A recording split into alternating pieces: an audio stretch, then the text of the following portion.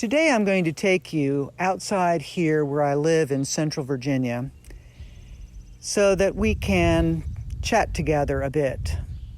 As a linguist, as an educator, as a parent and grandparent,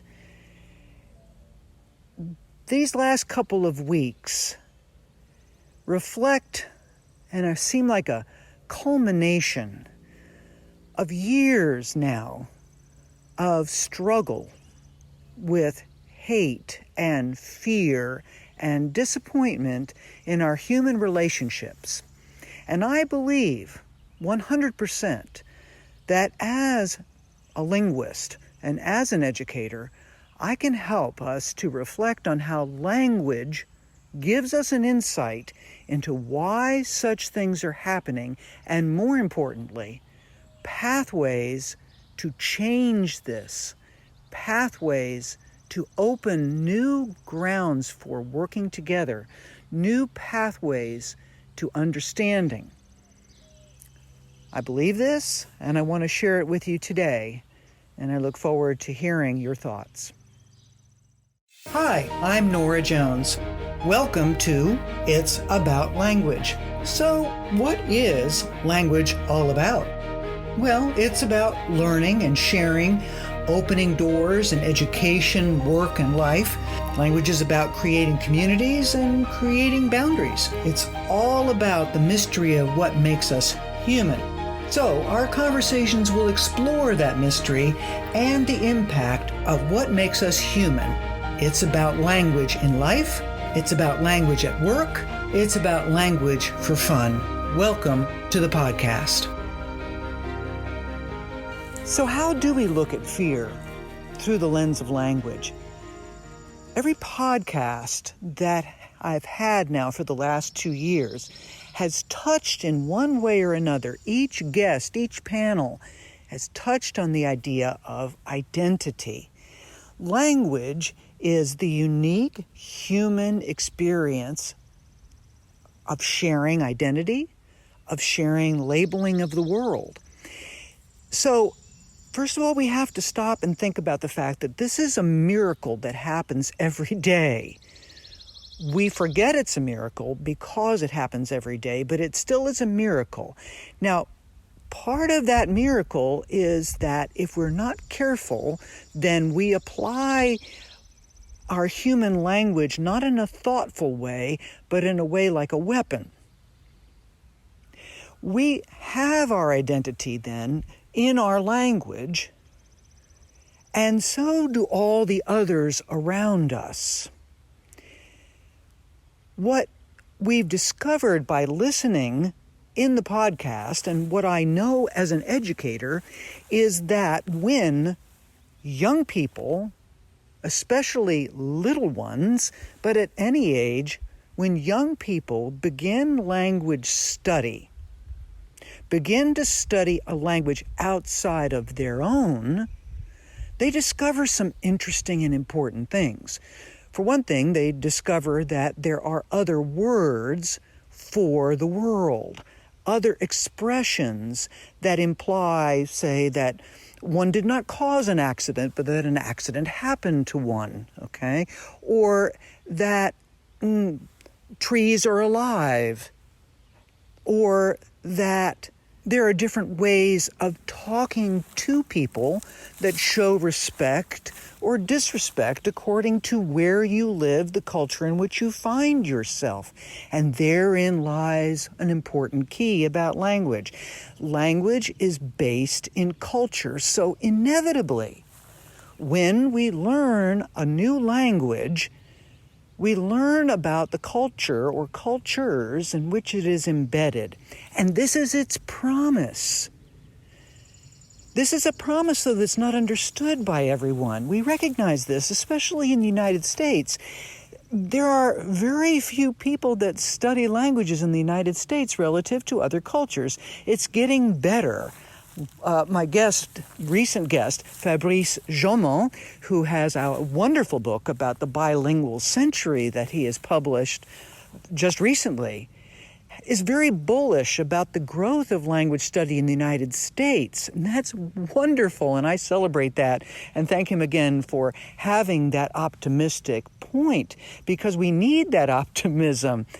But right now, we're still struggling in the United States to get people to understand that studying language gives us all as humans an opportunity to understand that language provides a new perspective.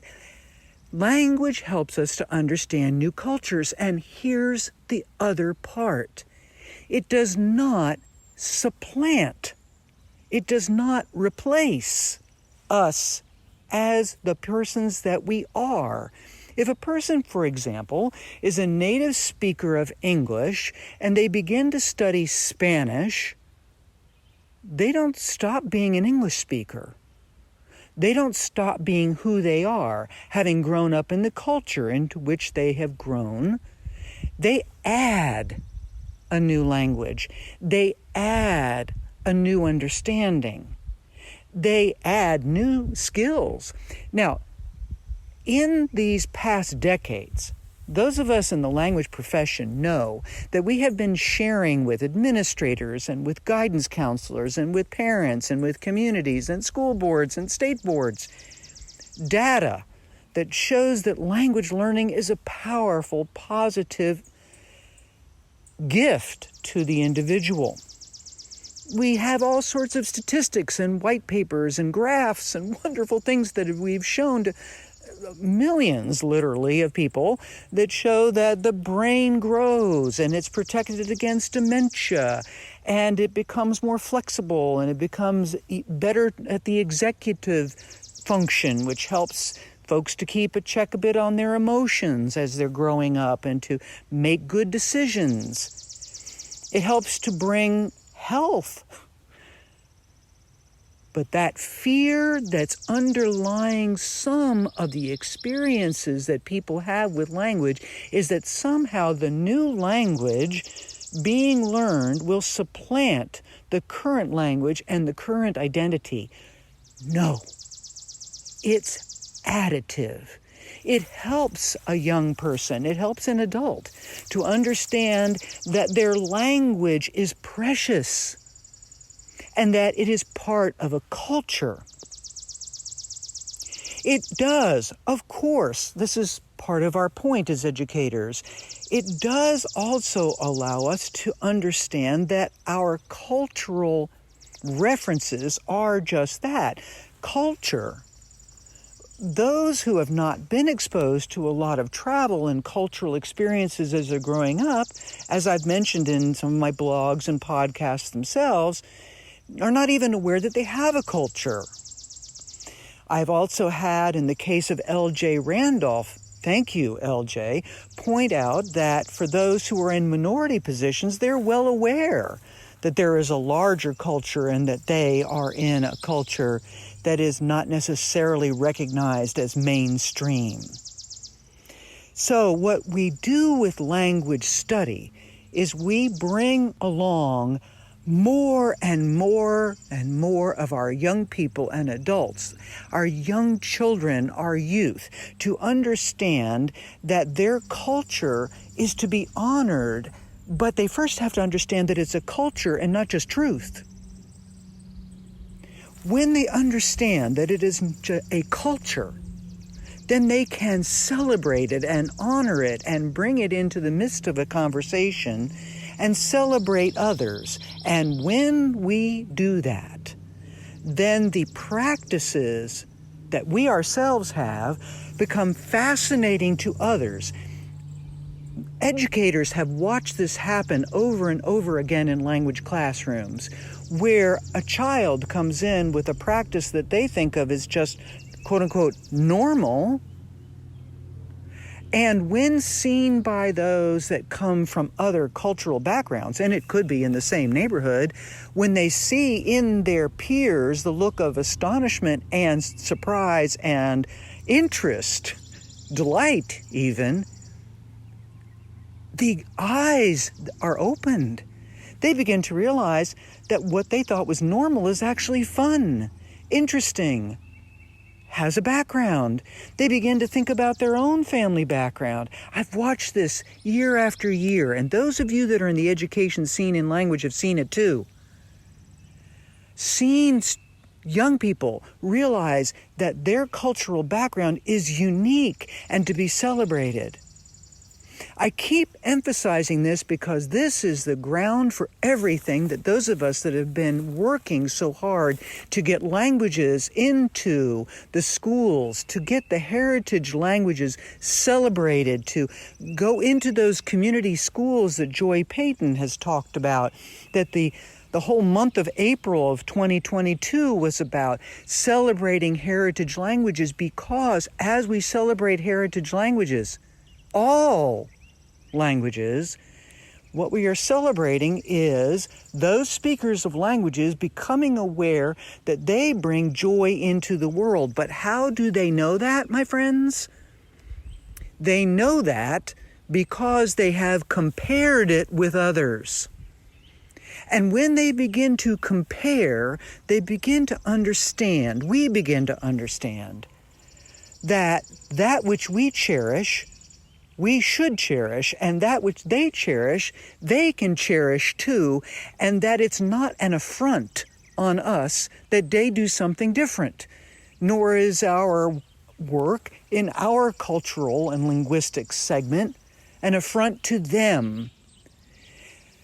By studying this under the leadership of an adult, when especially as a small child, this becomes then a guided way of realizing that human miracle of language and culture is something that helps us to understand and live with one another. Language in schools sometimes has been certainly, and can sometimes still be considered, a bit of elitist. Back before all people had a chance to go to school, it kind of was. But it's a reading skill then, mostly. It is a spoken skill we understand now. Those of you that haven't been in the classroom recently, go and be in a classroom and watch and see. It's not charts anymore. It's speaking. It's using language to communicate, and to communicate with those then that have different perspectives and different cultures. And by doing this gently, day after day, year after year, what language and culture studies do is help us to understand who we are more deeply, but simultaneously to learn who everybody else is in a way that is not threatening. So, taking language in school is no longer elitist. Here's another problem, and this is one of the disappointments. I happen to know, in my particular case, of a program that has, at least for the moment, been discontinued, of dual language instruction for elementary school students, in this case in southern Rhode Island. The concept that, first of all, students are somehow just learning enough when they start in kindergarten and go all the way to 6th grade to be ready for Spanish 1 in 8th grade means that we still have so much work to do in the language education field, showing that when students are immersed in language, which is what dual language immersion does. Dual language immersion says young people come in and study the world using both the language that you speak at home and a new language as a tool to understand math, science, social studies, as a tool to read. When that is seen as something that potentially, apparently, in the minds of some administrators, is basically the equivalent of a list of colors and clothing and foods and seasons, so as to be ready for Spanish 1. And even in those materials, we try to move quickly to get something real going, but these students have had it for years. The understanding of what it is that language does as a tool for young people, that's not elitist. That's the basics of how language is used in human life. That's the basic on how language makes us fully human and able to function. And imagine students that are in such classes in those K through 6 and above dual language immersion concepts, or ones like it, are prepared to look at the world through different lenses. That's not elitist, that's inclusionary. And it also means that those students have likely come across those teachers who come from the cultures in which these are the primary languages, and therefore they've had a chance to experience through those teachers' lenses the excitement of different ways of approaching the world. Even I, having not been grown up in, for example, French or Spanish-speaking cultures, have brought my Croatian culture and the concept of how life is looked at a little bit differently into my classroom. The experience of young people going through such immersion programs is just extraordinary. But my point here again is this. How does language address fear? Language addresses fear by helping students to realize that then when they try language in front of others, they're celebrated. When they learn new words, they open new doors. And when they experience the cultures in which these languages are found, then they recognize that these cultures celebrate life like their own culture celebrates life. And that allows them to walk more with confidence in the direction of creating connections with new peers in the classroom, peers across neighborhoods, across regions, across the nation, across the world.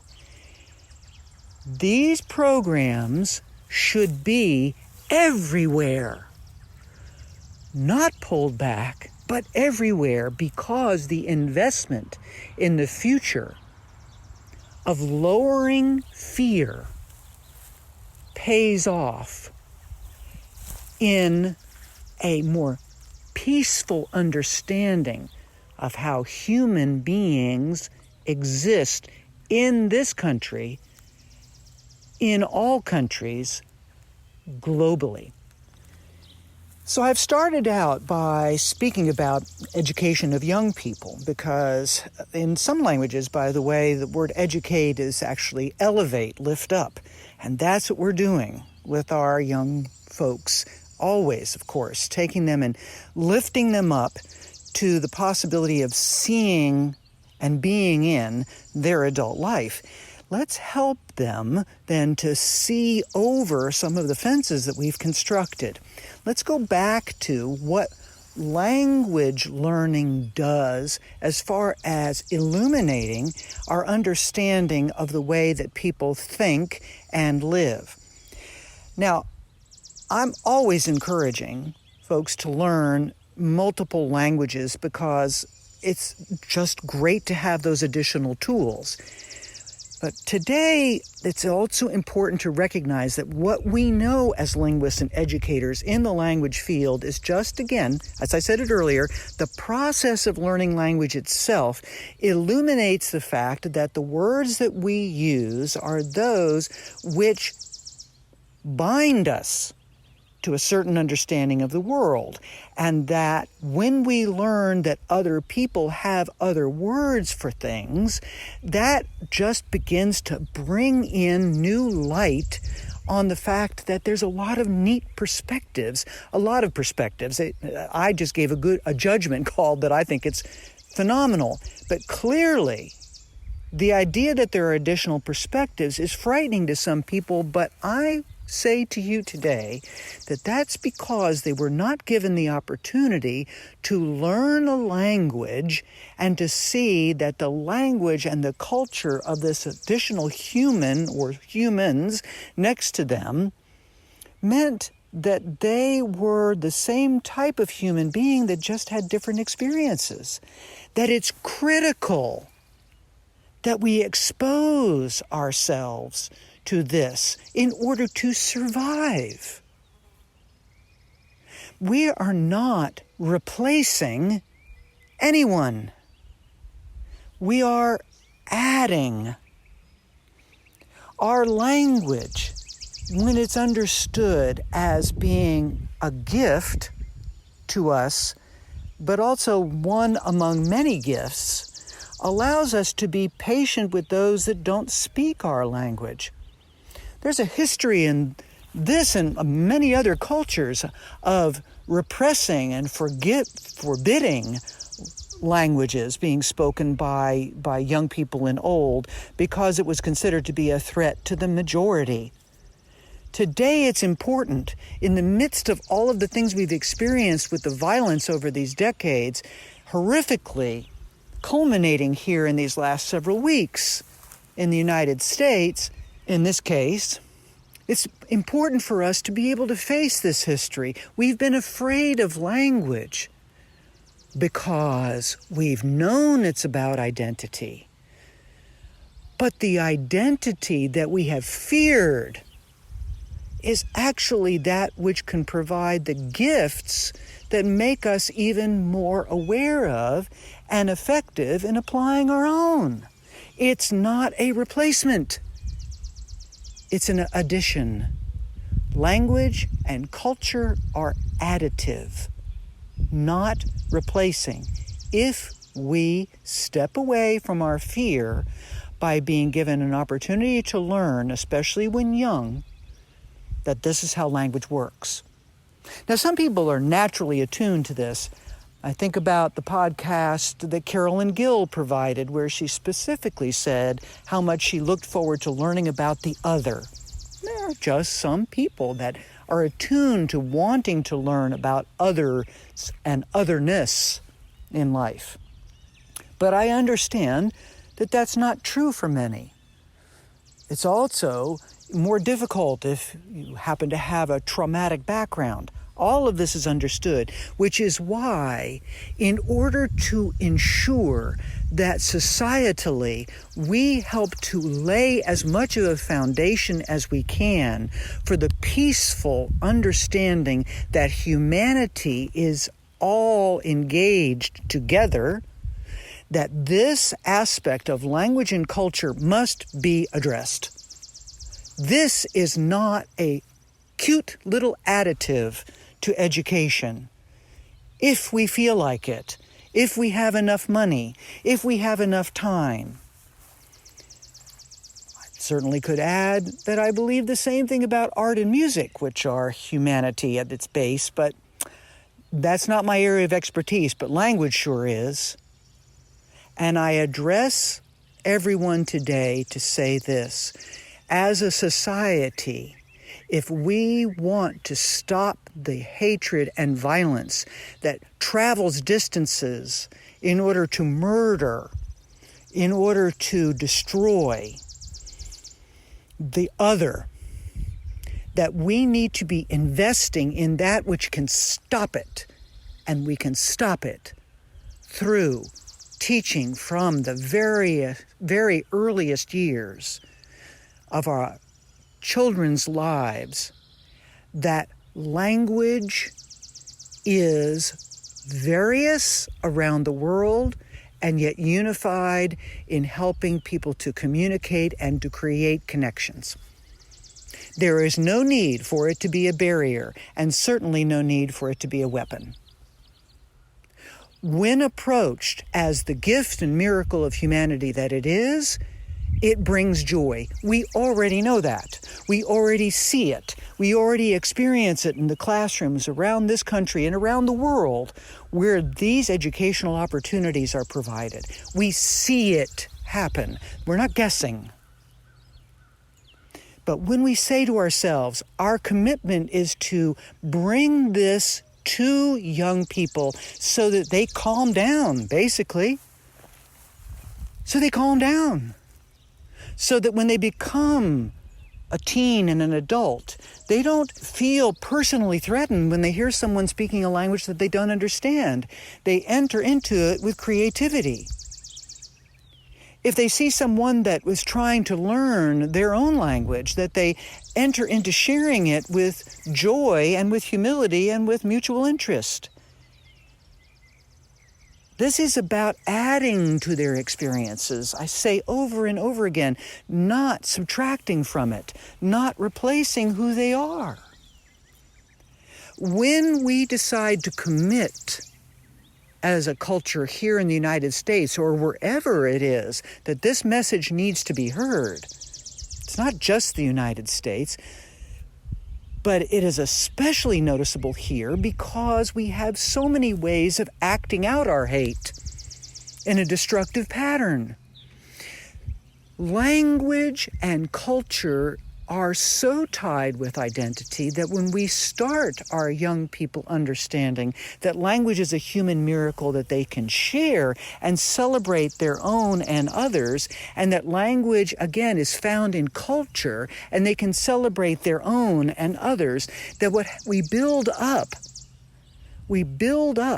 or in educational parlance, we scaffold an understanding of humanity that brings more acceptance. Is it 100% foolproof? We won't have any hate anymore if we do this in our country? No, of course not. People vary. Their individual experiences vary. But our commitment to the overall understanding of the powerful impact of language and cultural studies from the earliest grades can change this in such a powerful way that we would see the effects. It will not happen in the next month, in the next quarter. It needs to be a commitment that is understood, that it changes a generation so that that generation can change the next, so that we can live together.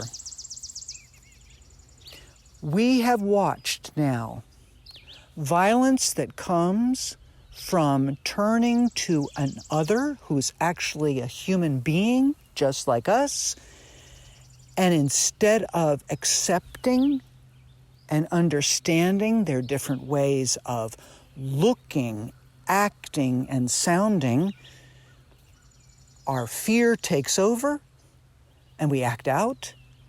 This can help to solve it. Now, in the meantime, the joy that is experienced is healthy.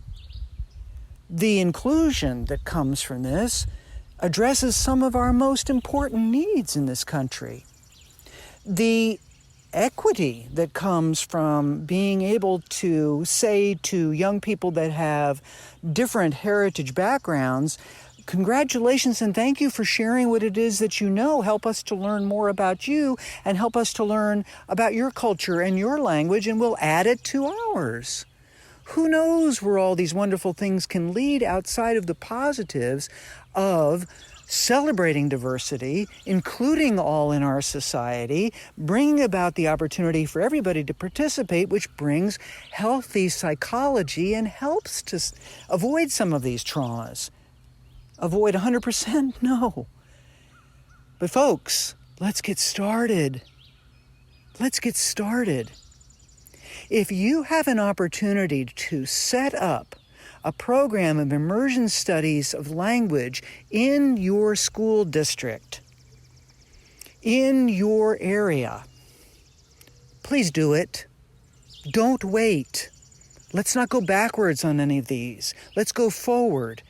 This is not about just providing something fun and interesting to do. It is fun and interesting.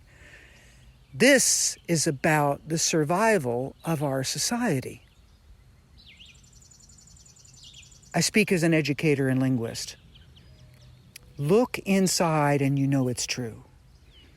We have to invest in this. Language as the human miracle can help to turn this around, because it's embedded in everything we are, everything we believe, everything we do. support programs that bring language education to young people, any age. Let's start any age. Now, those of you that know about language acquisition know that it's a natural skill of human beings to be able to learn language. For those of you that perhaps are not as familiar with it, young people can learn language up until about age 14 just as naturally as they breathe. There's a special part of the brain that absorbs language. Babies, toddlers, young people, it seems like they're confusing language at first, but they're not really. They're setting the brain up. People can learn 2, 3, 4, 5, multiple languages, and not because they're amazing, but because they're human. Humans are amazing. Let them. Each one of those languages brings a deeper understanding of who that individual is to themselves, makes them more and more themselves, not less and less, more and more, gives them confidence, gives them hope, gives them a sense of identity, gives them a sense of where they can have impact in the world. These are all things that are basic to the needs of humanity. Gives them a chance to survive, gives them a chance to belong, and gives us a chance to have impact. That's a modified Maslow scale of what human needs are. Survival, belonging, impact comes through language. Let's give that gift to each person. And at about age 14, when that language acquisition device in the brain turns off, who cares? Keep studying. So your language program starts in 8th or 9th grade. It's a little late, but that's okay. Do it anyway, because even just the beginnings of exposure turn light bulbs on for teens, for adults, any age. Turn on the light bulb of understanding what your identity really is. Turn on the light bulb that says, everybody's got this. Turn on the light bulb that says, I can add this, and other people can add what I know to their repertoire. Turn on the light bulb that says, I don't have to hate. I can find out more. I don't have to be afraid. That's, my friends, why language study is important. We shouldn't be afraid. Let's stop being afraid of each other. It happens through language. Next week, when I share with you the ensemble recording from the Southern Conference on Language Teaching, that SCOLT conference, the first episode of which I have already shared, you'll hear again what you heard in episodes 55 and 56 when I did that same on-the-road recording with the Northeast Conference on the teaching of foreign language. Educator after educator after educator in the language field said this: I had a mentor. I had this amazing teacher from, name a country, name a region. I learned from, and often what the person learned from was a person that was from another culture, or at the very least, they learned from a person that had fallen in love with another culture. And when they entered that classroom, these educators say, listen to them. These educators say, when I entered that classroom, I realized that there was a big world out there thanks to that teacher who opened my eyes. And there was no turning back to the joy and the confidence they experienced. Listen for that next week. Go back and listen for it in the previous episodes where educators talk about the mentor. Go back and listen to podcasts where folks have talked about how their identity was enriched, their confidence was enriched, their sense of belonging was enriched, their impact in the world was enriched because of their language exposure, their language study. We don't have to be afraid, but we have to start by helping our young ones to learn. Please, go out there and help make it happen. We need everybody on this heavy lift. And in your own world, please, whether you know another language or not, recognize how language is the miracle in your life, and it's the miracle that surrounds you every day all around. Folks that are speaking another language are not speaking it so you can't understand them, are not speaking it to say anything else but to live their lives. Go find out more about them. Try a language yourself if you haven't. Don't be afraid. And let's help each other to not be afraid and to be able to live together, welcome one another, and make this the powerful and exciting and cherished place it can be. This country and this world. Thank you for listening to the podcast today.